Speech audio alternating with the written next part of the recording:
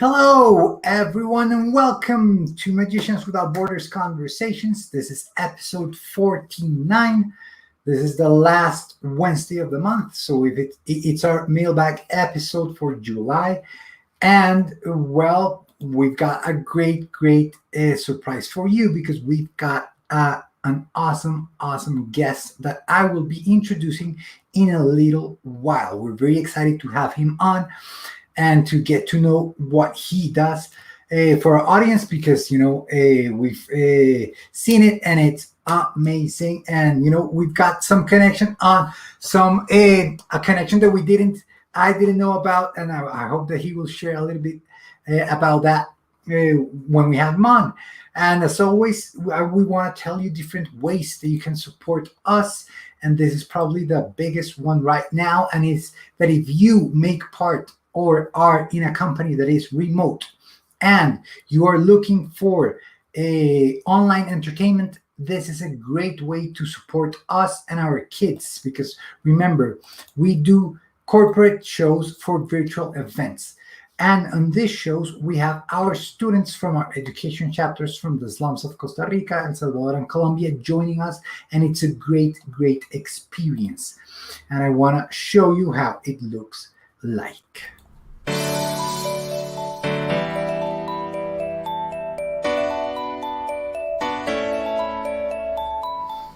Hello, my name is Carlos López from Magicians Without Borders, and this is where we create our virtual magic show. We would love to have you. We have multiple cameras where we can see magic different ways, even one for close-up. Let me take you there, and here you can see magic that's going to happen very close in front of your screen, and we would love to have you here with us. We've done this show over the last year for great companies like Waymo, YouTube, Google, and we would love to have you. We can deliver this show via Zoom, via Google Meet, Microsoft Teams, or WebEx, or any other communication platform. Looking forward to seeing you at the show. Bye-bye.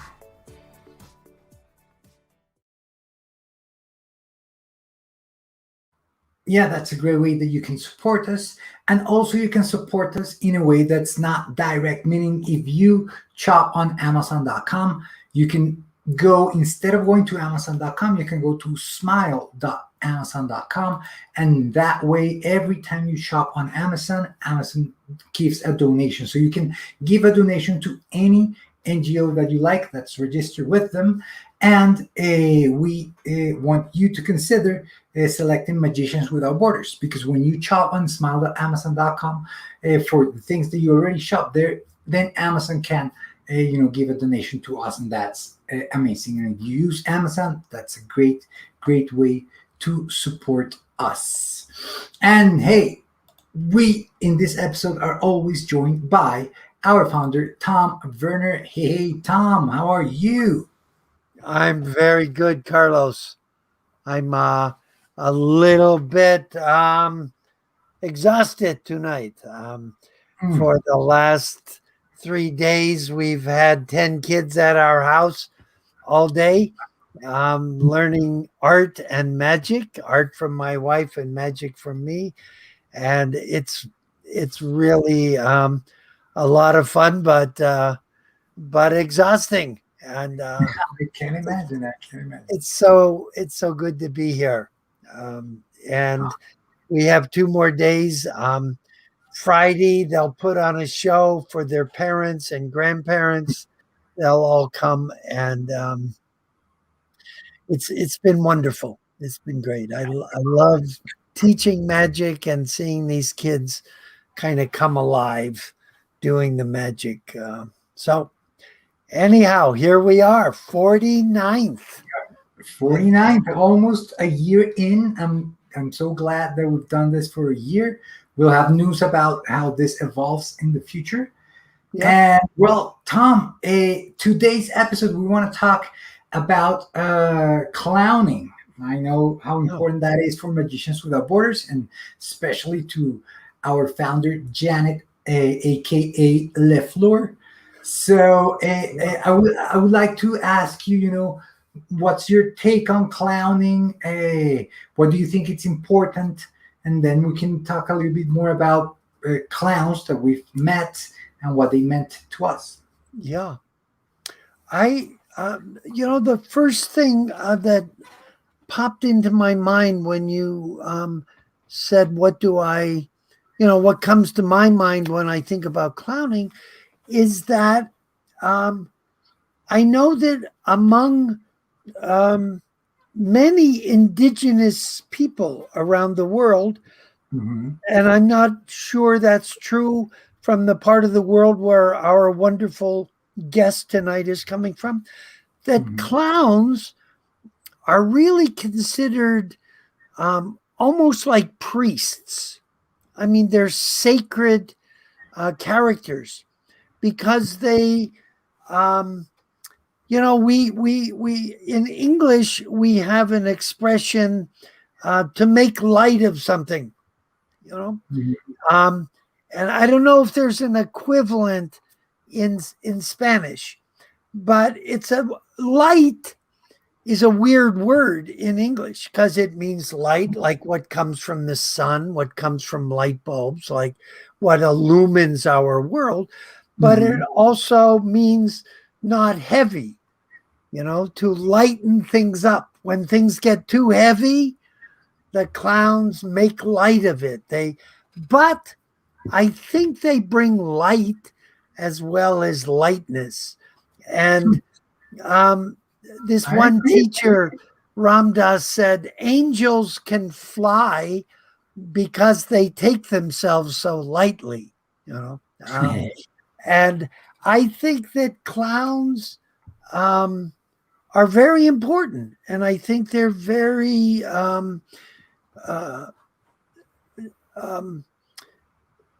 they come from some really deep place. And I think one of the things, some people, I think there's even a technical psychiatric diagnosis for fear of clowns, and there's something very scary to some people about clowns.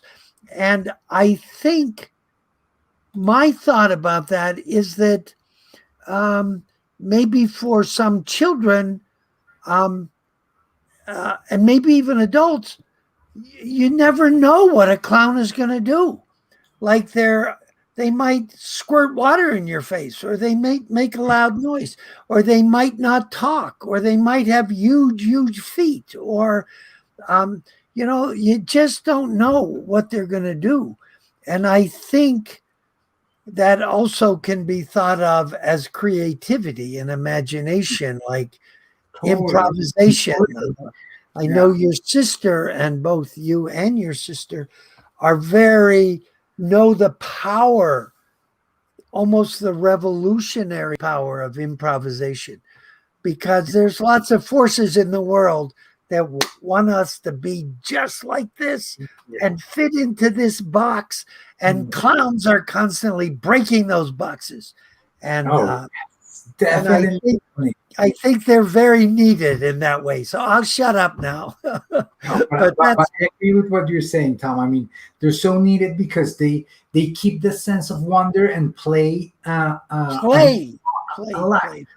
Yeah, and they just, they remind us that we could play and we can play, and that play is not something that's reserved for special situations or just for children or just for, it's just we could play in life. And I think that's so needed and so profound that we, because of routine, because of obligations, because of stigma, because of whatever, we forget about it. We just say, no, we can't play, it's time to be serious or whatever. And, I've had my good share of great clowns that I've been around, that I've been, privileged to be around. I had I remember one of the deepest, most touching workshops that I've done have been both by clowns. One by a clown that used to be a clown for Cirque du Soleil, but also did clowning for the Slava clowns, the Russian 3-part clown that they do. That's the Slava one. That's beautiful. Yeah. And I remember on his workshop, we did some exercises on clowning that, seemed, simple enough, but they touched me so deeply that I still remember those moments of self-transformation in a clown workshop. Yeah. And the other one was one we did with Patch Adams when we had a chance to meet him. Yeah. And he's just so out of this world that it's just that it's wonderful to see, and how he takes clowning into his medical practice and all that he can do with it. And I remember 2 moments with it. One, that's the one I want to share. Our kids that we had that privilege to take them to New York and meet him and have being in the workshop, and he just said, "Okay, now we're gonna go out clowning, right?" And we went out to clown in the streets of New York, right?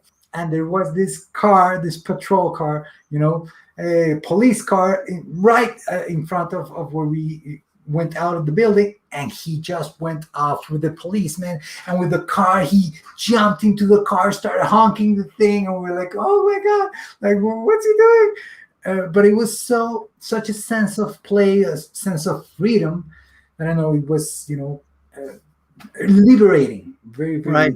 That's what I was talking about, right? That kind of unbounded imagination and playful freedom. Exactly. And today, we have a guest, Tim Webster, who is a traveling clown, and he's the founder of Humanitarian Clowns. And I'm eager for him to tell us the story of Humanitarian Clowns and his own. But before, I wanted to share this wonderful video that summarizes a little bit about that.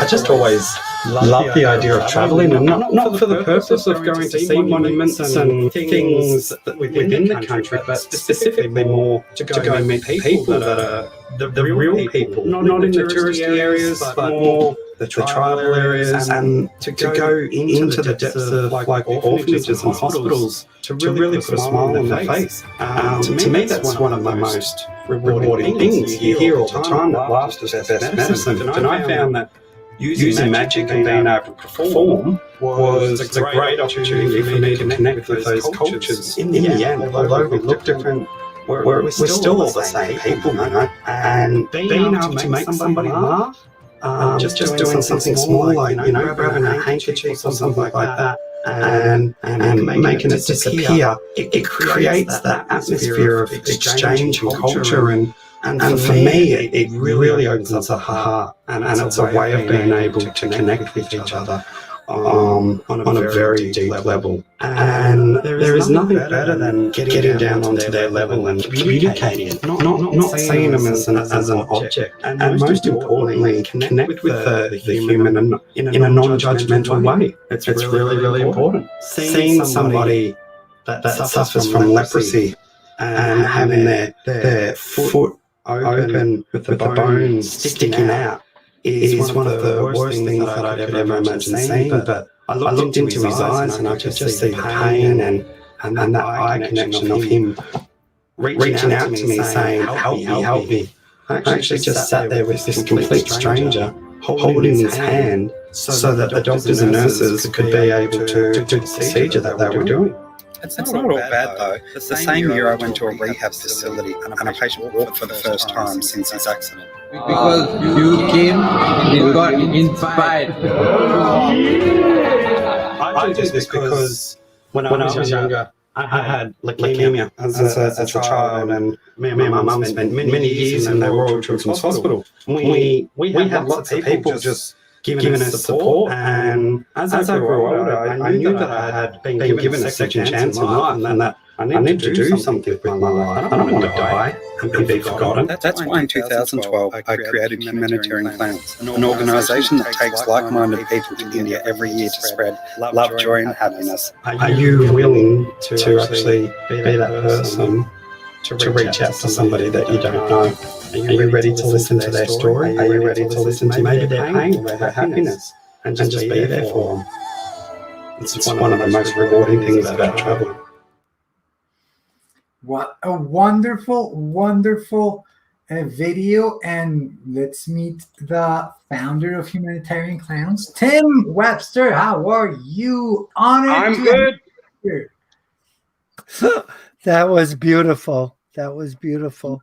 Did I see Bernie Glassman in there? No, that wasn't Birdie. Oh, it looked like just about 10 seconds before the end, I thought I saw Bernie.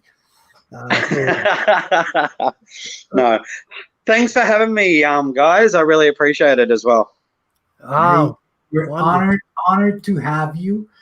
That was a great introduction video, but we would love to, for you to tell us a little bit more about you. Tell us a little bit more about you and how you got into clowning and magic. Yeah, sure. I, as you heard in the video, when I was younger, I had leukemia. So I was constantly in and out of hospitals. And back in the early 80s, they didn't have clown doctors, and it was very institutionalized. It was white walls. They didn't even use colors on the walls for children back in those days. And so there was an organization called Challenge Cancer Support Network, and they primarily look after families that have children that have cancer, and they take them on camps and they give them these experiences of a lifetime. So as I got older, I wanted to be able to give back to that organization because they'd been there for me, and I met celebrities and, got to do all these amazing opportunities with them. And upon the camp, this magician came in, Crazy Pete from Australia, his name is. He's also a very good pickpocketer. And he was doing magic, and for me it was like a light bulb moment. I don't know if you have the words for it, but it was just wow kind of factor that the kids were rolling on the ground, laughing, forgetting about their illnesses, forgetting about their sicknesses and their pain. And for me it was like, this is what I want to do. So I ended up approaching Crazy Pete after the magic show, and I just said, look, I come on these camps all the time. I want to do what you do. And a beautiful magician, he, without a doubt, he started giving me resources, shops to go to, videos to watch, and a whole bunch of resources on magic. And I just got straight into it and just absolutely loved magic and started practicing. And then I fell into the world of performing for children, and I found personally, for my journey, quite a dark journey for me. And it took me some time to realize why it was a dark journey, but it wasn't right for me because I was performing for large amounts of money to very, very wealthy families. And with that came a high expectation of professionalism and expectations. And I was going to a party on this particular day when I wasn't feeling the best, and I had witnessed upon the journey of going there a fatality on the road. And it was visually disturbing. And because of this accident, I did arrive at this birthday party for a child 5-10 minutes late. And the mother came out screaming, abusing me, using profound words. And I walked straight in. I ignored her, walked straight in. I did the best birthday party that I possibly could, a magic show for this child. After the show, I walked out. The mother was very apologetic and trying to give me money. And I said, I don't want your money. I don't want to talk to you again. I hopped in the car. I drove off. And that was one of the last times I remember saying to myself, I'm not going to fall into this corporate world as a magician. I have a stronger purpose of wanting to be able to give back. So very quickly, I ended up in Uganda, in Jinja, and I was volunteering for an organisation called Soft Power Education, which looks after a lot of orphanages. And I did have my magic equipment with me. And I come across these 3 orphan boys that look like they come from a World Vision magazine, and they had playing cards. So I got all excited and I said, can I show you a magic trick? And they said, yeah. So I showed them a magic trick, and I've never seen eyes light up so much. Tom, you might understand this, being abroad sometimes. The first words that come out were, oh, magic man, you got more? And I said, yeah, I've got some more magic tricks. Let me go to the hostel. I'll be back in 5 minutes, and I'll perform some more magic. Well, I went back to the hostel and grabbed the magic tricks and walked at the front. And within that 5 minutes, those 3 children had turned into 150 people. Exactly. And that moment for me was that pinnacle point where it was like, I want to continue doing this because the joy that it brings in, the cultural exchange, like literally after the magic show, they went off and they got drums and they started drumming and just doing dances, and it was this whole cultural exchange. Oh, nice. But just being in that experience of, and it was, to me, it was, that truly changed my life. And from that moment on, wherever I traveled, I continued using magic. The clown come into it from the colourful hippie clothes that I was wearing when I was traveling. And wherever I went, people were like, clown, magic clown, you're a clown. And so I kind of just fell into that. And I love theatre as my background. So I was always wondering, with a magician, when performing, it's very important also just to have the character build up, who you are as a magician. Many of us can buy a magic trick from the magic shops and it has the same explanation, but every single person performs it differently because of their different character. And so for me, playing around with movement, sounds, mime, puppetry, magic, rolling it all together, for me, it just spoke clown, and it just naturally came. So cool.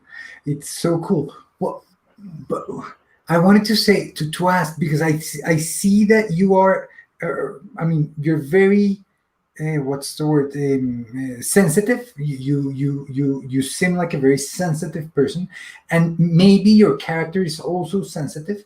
I've never seen you perform other than videos, but do you think that adding that clown part to a magic performance and a charitable or social magic performance, how do you think that it elevates the reaction that you get from people? Yeah, depending on the places that you go. So I ended up traveling all over the world and doing as a solo clown before I created Humanitarian Clowns. So, like, some of the places I walked into is very cultural sensitivity, like Maasai warrior tribes, the Karen tribes up in Burma. I spent over 2 years performing through Indigenous communities in Australia. And every single community that you have has a very different cultural sensitivity to it. Same as walking into certain hospitals, you've got to keep in mind the energy level. Like, you don't want to go in very hyperactive clown style into a cancer ward where patients are on chemotherapy. You want to bring a very subtle style. And I think personally for myself, having been sick as a child, lived for many years in the children's hospital, that I was able to be empathetic and put myself in their positions of knowing what kind of energy as a clown to bring. And the misconception, I suppose, for many people that don't understand a lot about clowning is that there's many styles. You have children's performers, you have circus clowns. Yes, you do have the scary ones on TV and Halloween. But then you also have, like, the compassionate clowns, we call it, which is all the clown doctors around the world and all the caring clowns that work in orphanages and refugee camps. And one of those skills is to read the environment of going in there, of what kind of energy level you'll bring. So one moment you can be a very hyperactive dancing clown doing magic, and then the next moment it's very subtle and beautiful music can play. Patch Adams' partner, our wife, Susan, uses an accordion. And music alone of just walking into an area can just bring that energy of just, so if people are not well, the music can change, our persona changes to then what becomes a very caring and compassionate and soft clown, which might incorporate just holding a hand, slight massage, listening. Listening is a huge thing to the people's stories. Sometimes it comes to the point where it doesn't matter what religion background, sometimes they just want to pray with you. So you just sit there and you'll pray with them and do subtle magic like sponge balls or things like that. That's very subtle and easy going than pulling out big streamers and mouth coils and etc. Right. Yeah, it seemed really clear, Tim, in even that very short video of how another aspect of, the trickster, in quotation marks, the archetypal trickster, is it was clear that you could cross boundaries without violating those people. I mean, it just felt like, you could hold someone who was very sick or in a leprosy hospital or a cancer hospital or something. And I think, that you having cancer as a child and going through that, I don't know. It feels like the way a disease can be an initiation, and it felt like it really took you to do what you're doing on a deeper healing level than just entertainment, even though entertainment is a part of it, but touching people either physically or emotionally or in whatever way. It sounds wonderful what you're doing. It's great. Thank you. Magic and clowning is like the key to absolute connection. Yeah. if I was to walk into a hospital without clown, without magic, it would be very strange for individuals to excuse me, to go up to an individual and be able to connect with them. The moment that you put on that nose, that the colorful hat or the colorful vest, it gives you permission to be able to enter people's worlds without question. We always will ask permission before entering someone's space. And 9 out of 10 times we are greeted with absolutely, please come in. Yeah. The clown and the magic is the tool that I keep saying to true connection, true human bondship, and sharing experiences.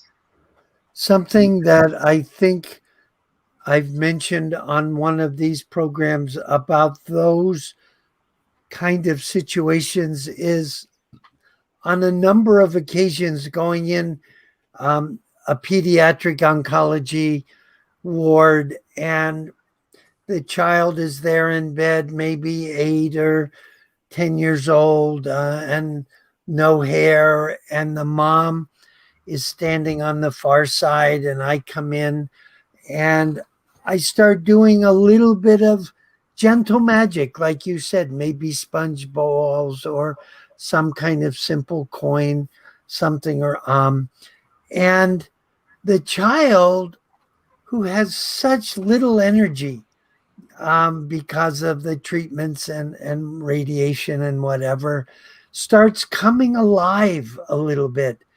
And I look over and there's tears running down the face of the mom, because it's like her child is like a child again, Correct. And a smiling and maybe even a laugh. And it's as much for the parent as for the child. I'm sure you've had that experience.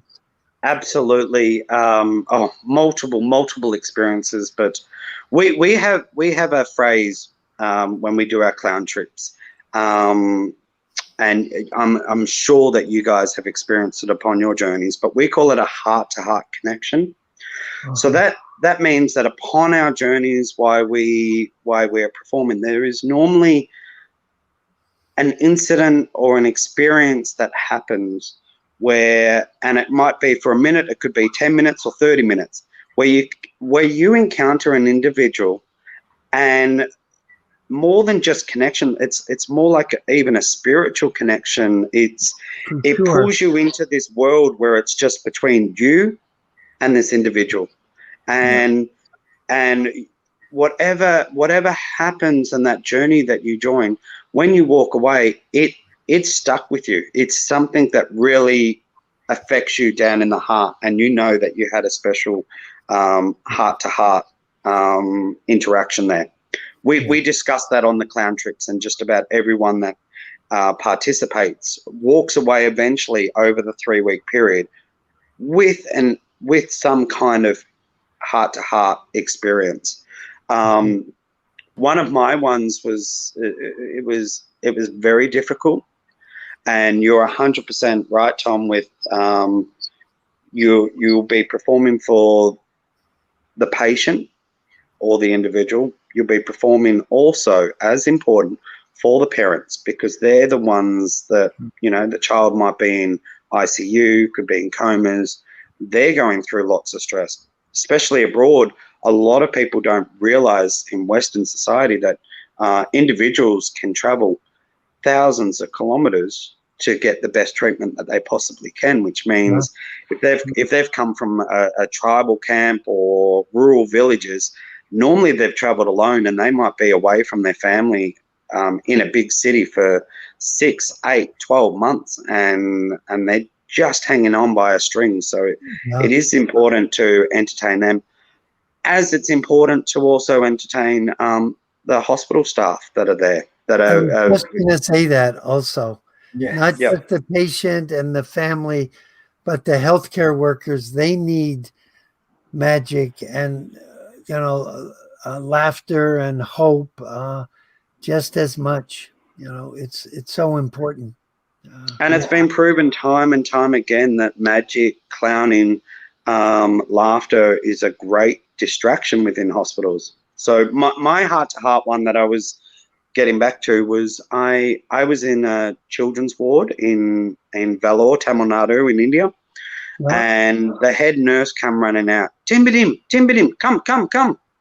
And as I was walking to this room, I heard just screaming, and it was gut-wrenching, and I just thought, here we go. I don't know what to experience. No one's told me anything, and I've opened the door, and there was a 9-year-old boy laying naked on the table with 90% of his body burnt. And the doctors and nurses were slowly trying to take off clothing that was burnt to his skin. And he was just screaming in pain. I didn't see any medicine to relieve the pain at all. I ended up looking into his eyes. I had my mum by my side and another clown from Spain, and he had a ukulele, and he just started strumming, in the jungle, the mighty jungle, the lion sleeps tonight. So we joined in and just started singing spontaneously, and the boy just stopped crying and stared at us and was just in amazement. And we were like, just keep singing. Once the song had stopped, the boy looked down at the doctor still doing the work, realized what he was doing, started screaming again. So we started playing again, and as soon as we did, he stopped. Anyway, after that interaction, I did a small multiplying sponge ball routine with him. However, his little hands on both hands were completely burnt and closed shut like a fist.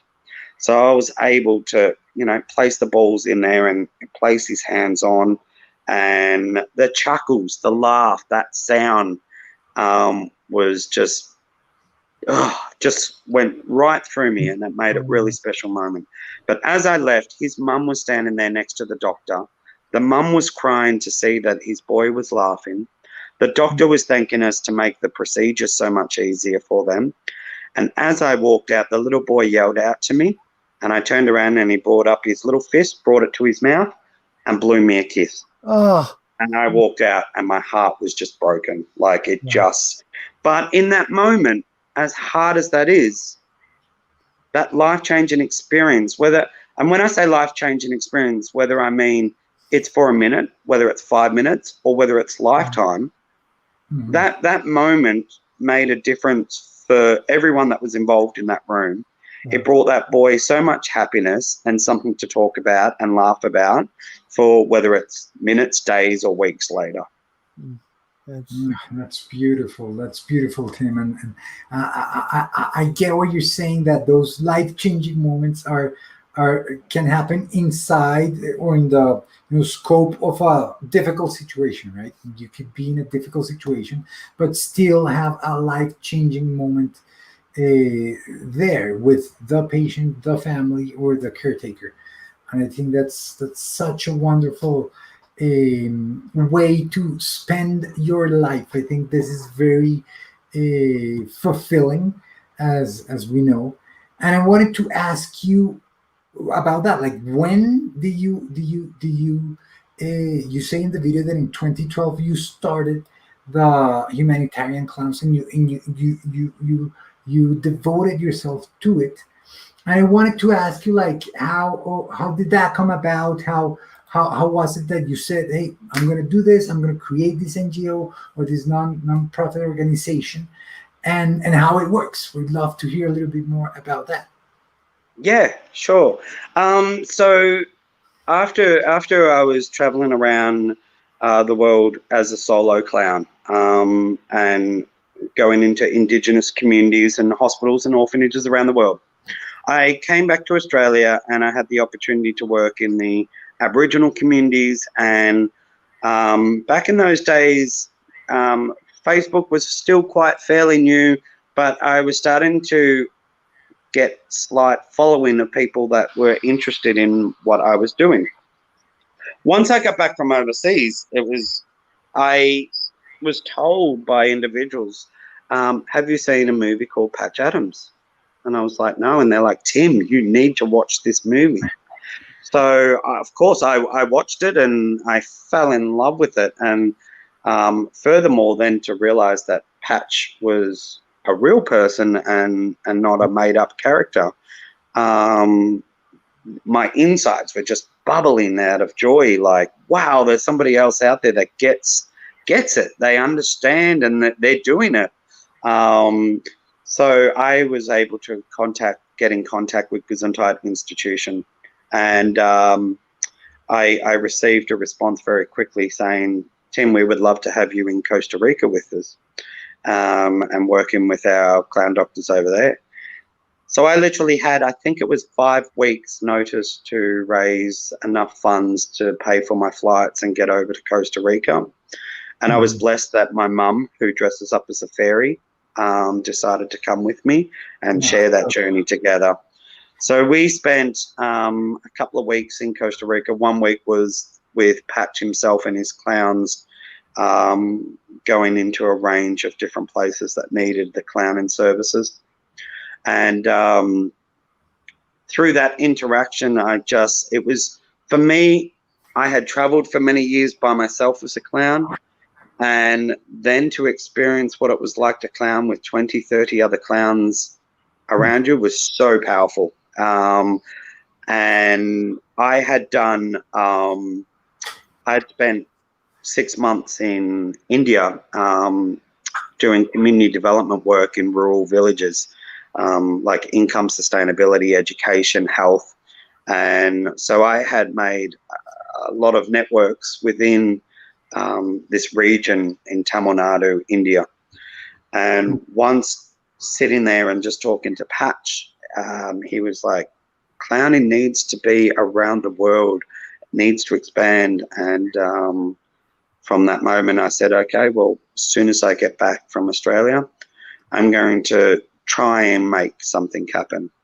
And I got back and I contacted the CEO, Emma, her name is, from Seb's Projects India, which does amazing work in Tamil Nadu for building schools and helping homelessness within Vellore. Contacted her and I said, look, I've got this idea. I've just got back with Patch clowning in Costa Rica. How would you feel if I was to bring 10, 20 clowns over to India this coming September, and we go to different places? We schedule them to different places. And the response was, we would love that. That would be amazing. And so I got off the phone going, yes, we're going to India. Oh my gosh, I've got 5 months to try and find 10, 20 clowns. How am I going to do this? And I just put it out on social media and it happened. It just, like, if you build it, they will come. And it literally happened.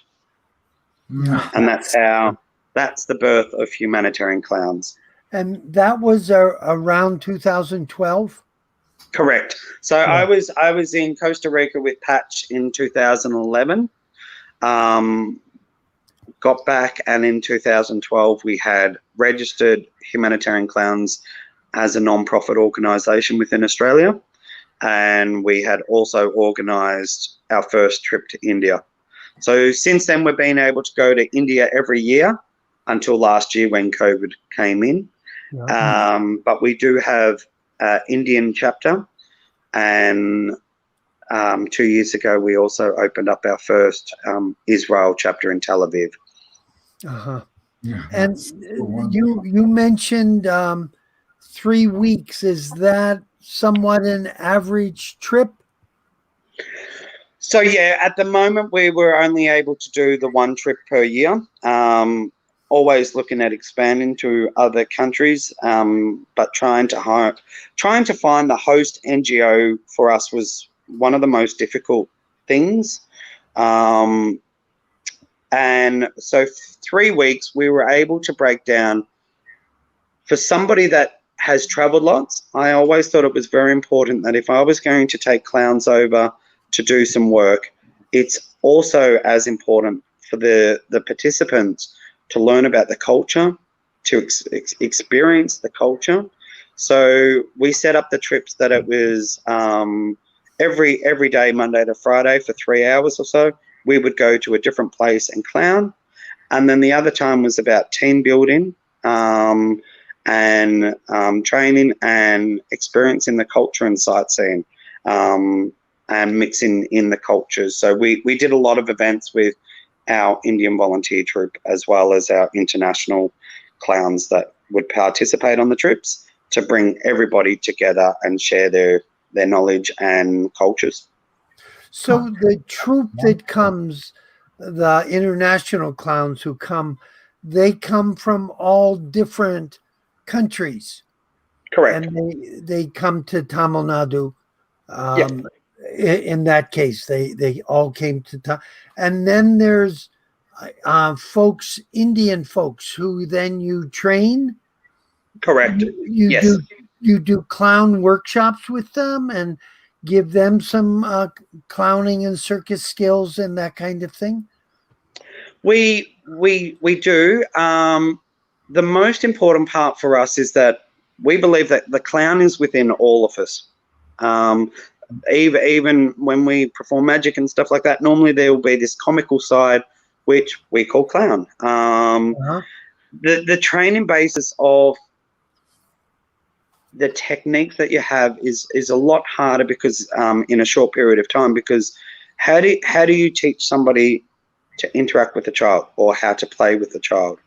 So upon our trips, the main part that we do is we teach cultural sensitivity, how to and not to react around certain people, how to read individuals when walking into a room, that you don't go all hyperactive when they're not very well at all. Right. We teach that part, but we allow that individual to express their clown of who they are without being put inside a box like you were talking about before. Yeah. So, and allowing that, people come with all different backgrounds. So my mum has always been more of what I call a healing clown. She's very hands-on. She's very soft. She doesn't do magic. Normally she will have an animal puppet that cuddles into people, and she uses a very soft one. Me being a magician background, that was something that I would never have thought of or been able to teach. So allowing those individuals to be who they are and bring their clownness and character out is a really important strategy. So in that, we get puppetry, we get music, we get healers, we get entertainers, jugglers, magicians, or we get quite a few teenagers that participate, and they're a lot more energetic than I am of running around. So they'll play games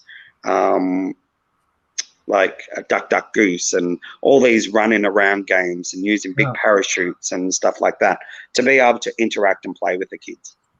Yeah. That's so wonderful. That's so wonderful. And I want to talk a little bit about who you met in Costa Rica, because this is the connection that we had, that it's not something I was expecting. Because for those that are listening on the podcast, I am sharing right now a picture of Tim with Diego Vargas, our local magician in Costa Rica. So this is wonderful that you guys met. Of course, this is before Magicians Without Borders landed in Costa Rica. And I just want to say that this is a great surprise. Like when I saw this, I was like, there's no way that this is happening. That's amazing. This is so cool. Do you remember this, Tim? Like this moment? Absolutely, I remember it like it was yesterday. So when I first got to Costa Rica, Pura Vida,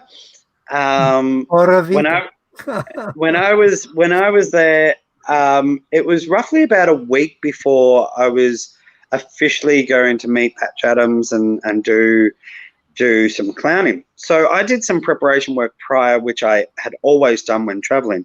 And I met an amazing clown called Hugo that's based in San Jose. And he had this whole tribe of friends that are clowns from, and so I had organized with him to meet up with him and possibly do some clownings. Well, he took us into one of the scariest slums within San Jose. He virtually said, you need to stay with me because if you go down that alleyway, they will probably shoot you. You need to stay with me. So myself and Hugo and this carload just pulled up of all these Central American clowns. And they use a lot of makeup and their characters are very out there compared to my style that I've been doing. So, and so we ended up going through this slums, and we come across a school, and they had about 1,000 students. They had media cameras there. We had 20-odd clowns. We had magic shows, performances, and stuff like that. And it was just such a magical, phenomenal day that I just was mind blown of what had been organized. But after that, they had sent me to, now Diego might be able to tell me, but it was a university in San Jose. And I had no idea, but I'm exhausted after this big day of traveling around. And they said, oh, you're going to do a speech at this university about clowning. And it was like, oh, okay. So I went, and Diego was a young, inspiring, amazing magician. And he was one of the listeners to my talks or my lectures at this university. And he come up afterwards, and he was just magic, and he was using his cards and doing different fans and flares. And we really bonded. And that photo there is actually from Diego's camera. He took that. One of his friends took that on his, and he actually sent it to me after that experience, and we became friends on social media. And but with the magic, even back then, I had been following Magicians Without Borders, and I was telling him about you guys. And yeah, I even remember a post that he did. I think it was about 6 years ago, and I don't know if it was in Colombia or something, but he was having his first meeting with Magicians Without Borders, and he put up there, and he's like, I'm so excited, I'm finally getting to meet and sit down and talk with someone from Magicians Without Borders. But look at him now. Look at he's over the 10 years that I've known him, his magic has improved. The work that he does with you guys is phenomenal, and it really touches my heart to see his journey that he's taken. He's a great person. I think that post you were talking about came from he and I meeting in El Salvador. I think you're right. He took a long 20-hour bus ride to meet me in Santa Ana in El Salvador. It was wonderful. He's a very alive person, you know. Oh, definitely, yeah. He's such. I did meet many people in Costa Rica, especially through the universities, and I remember him more than I remember some of the clowns that I was working with. Like you can meet an individual and you can see their passion, and you know that it's true in their heart. And Diego was definitely one of those individuals that I knew it was in his heart. He has in the best sense of the word, he has a kind of clown, a deep inner clown spirit, you know. Can be very funny and very clown-like, you know, and yet his magic is, you know, very serious, and he's very good at it, you know, and he practices, and he's great. Yeah. So cool. I wanted to jump in with a question from Michael, who says that if clowning is different in Australia than the US, because I think that's an interesting question, because we do see that with magic. The magic performers are different wherever we go. So how would you answer this with a clown? Do you see a difference between US clowns, Australian clowns, or Spaniard clowns, Central American clowns? Yeah, absolutely. Huge differences. In Australia, clowning is still really undefined and doesn't have its own personality. We have different We have, the circus clowns. We have a lot of the children's entertainment clowns, and then we have medical clowns. Our main medical clowns in Australia is called the Humour Foundation Clown Doctors. They have a very beautiful costume that identifies who they are. They wear the white doctor's lab coats with things stuck to it everywhere. A lot of our clown styles that I would say that's based in Australia is very minimalized, and things that people would pick up at thrift stores or op shops, we call them, or pawn shops, clothing, colourful clothing, mismatch and put together, has been more of our style. When I was in Central America, especially such as Mexico, Costa Rica, they have a very bright, beautiful style. It's very much like a cartoon character costume. And I was blessed by Hugo when I was in Costa Rica that he gifted me one of my costumes, which is a traditional costume from Mexico, a clown costume, and it's got payaso, the big P on the back. And what I didn't know is that it had these military latches on the shoulders, and it was explained to me, and I don't know how true it is, but it was explained to me that that represents that you're a magic clown in Central America with the clown costumes. So when you're interacting with another clown in Mexico or Central America, you can actually look at their costume and know what type of clown they are by different markings on them. And I thought that's such a phenomenal thing. Amazing. I want to learn how that come about, because I just think if you're in a group and you're like, oh, there's another magician, I know I can do a trick with them. They're going to understand it and interact with it. I just think it's very, very clever. Where the American style clowns, to me, it's still got that. I get more scared, I suppose, of the American style clowns, because it's a lot of facial makeup. It's the big smile that's been around for many years, from Lou Jacobs, Yeah, and the Barnum Circus, and right. and that, when you look at they have the World Clown Association, and looking through the profiles, it's they've got their own style of clowning again, and which again is beautiful. It's a very different style to mine. Mine is pretty much like what I'm wearing now, but I will wear a red nose as well. Or sometimes I won't even put the red nose on. I'll just get a bit of red glitter and some glue and just do a little dab and very minimal makeup, so that I have, great eye connection. Very good, very good. Nice touch. Hey, Tim. This has been, so wonderful. I wanted to ask you two questions before we wrap up. One is, why should professional or amateur clowns, or magicians, in fact, do this kind of work? Because for me, it completely changes you as a person. You can go out there and you can have thousands and thousands of dollars and buy big, elaborate props and stage equipment and perform magic and make a name for yourself. But for me, when you can put yourself into a scenario that really connects and touches deep with the individual, I guarantee you the rewards that you will get for yourself is phenomenal. It's an experience that you can't buy. It's an experience that you can't